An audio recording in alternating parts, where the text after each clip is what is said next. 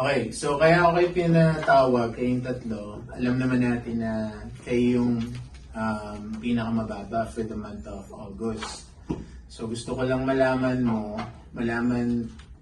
from you guys kung ano yung plano natin para may pasa natin yung score nyo next month. Kasi after this, i-enroll ko na kayo sa PIP. So, ano ba yung PIP? Ito yung Performance Improvement Plan. So, kailangan nyo pasan yan after 90 days. Don't worry, may supervision naman kayo. Extra supervision from me. So, ikaw, Christy, anong plano mo sa agent close mo? For the agent close, I think I will resolve the issue ng customer on the short time. Okay? Provided the resolutions. Sige, good.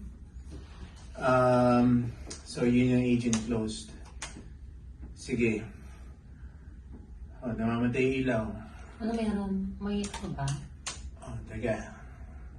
Oops, okay. Baka ano lang. Baka generator lang. So, agent closed mo. Oh, sige.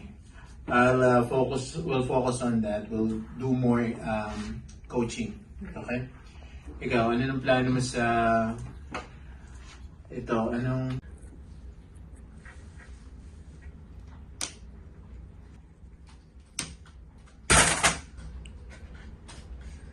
Uy!